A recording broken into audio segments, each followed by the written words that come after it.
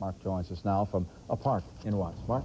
I'm in Will Rogers Park. You may be saying, so what? No big deal. It's just a park. Well, that is indeed the story tonight. Imagine growing up with no Little League baseball, no Pee-wee, no flag football, no other alternative forms of activity except joining the life of a game. That's indeed the reality around here, and the reality that a lot of kids face as they grow up. It's also one of the elements, what sociologists are calling the black male crisis. Tonight, part 3, the endangered black male. A group of black kids plays and jokes with a reporter in a Watts housing project. The message on this day, especially for the little boys, Tevin, Kadeem, and the others, is that life is no joke. If they only knew what life has in store for them. The major artery running through the heart of this complex is a street called Success Avenue. But success is actually the furthest thing from reality here. In fact, Success Avenue was the ultimate irony because the street, just like the lives of so many of the black boys who grow up here, turns into a dead end. Don't let me like this, man. Yet so many black men like this one seem to find the road to prison.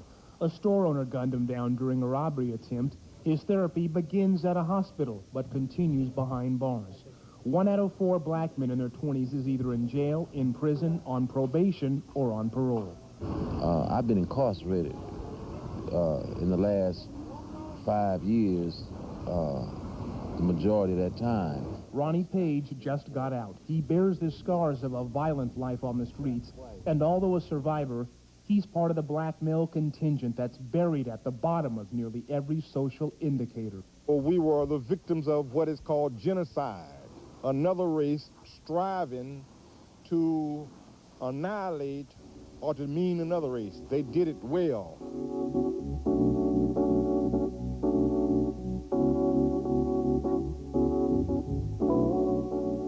They're homeless, hungry, some are hooked on drugs.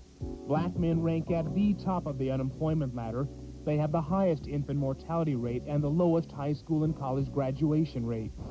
These things are gonna lead to a continued kind of deterioration of the black community because males play such an important role. It's something that black men have to deal with and think about every day of their existence. Black males are the only U.S. demographic group that can expect to live shorter lives in 1990 than it did in 1980. And what makes those numbers even more frightening, extremists say, if those problems aren't turned around soon, they threaten the very existence of the black race. We are truly, as young black males, an endangered species. 4 out of every 5 inner-city kids are born to unwed mothers, meaning boys grow up without fathers and few male role models. The real sense of family never grows because the dads disappear. That's basically what has occurred over the years, the deterioration of the families.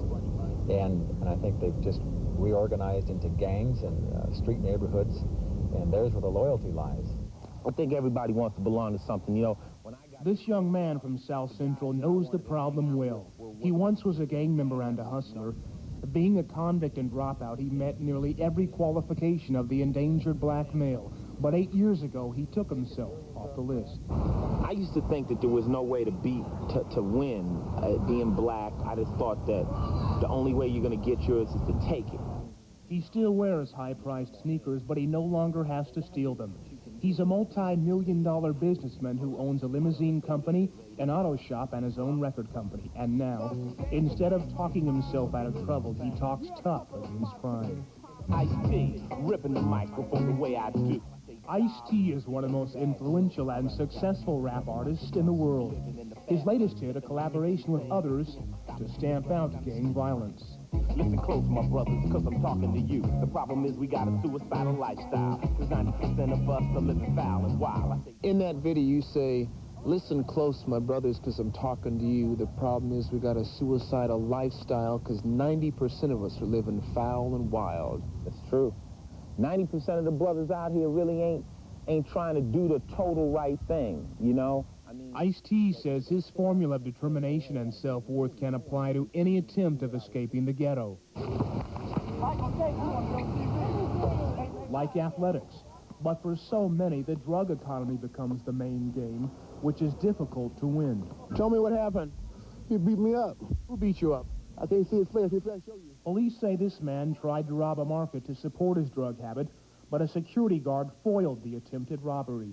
Did you rob this store? No, sir. You didn't rob the store? No, sir, I ain't robbed anything. Treasury ain't got a thing on me. They're saying you robbed the store? No, sir, I ain't robbed anything. I ain't robbed anything. I'm out. I ain't robbed anything. Ask anyone that knows me, I ain't robbed anything. You in pain right now? Yes, sir. Where'd you get hit? My side, my side, my face. It's a bleak picture, ain't it? It's real bleak. I mean, I unless the people make it a point to focus on these problems, you know, I see no change. It's no life in the ghetto for the kids. Don't let that mental thing that says just because you're black, you're not going to make it in the legit side stop you. They feel like, hey, I live here in the ghetto, I'm not going to get a chance, I'm not going to get a break. But if it could happen for me, it could happen for anybody. Iced tea, cool, calm, concerned.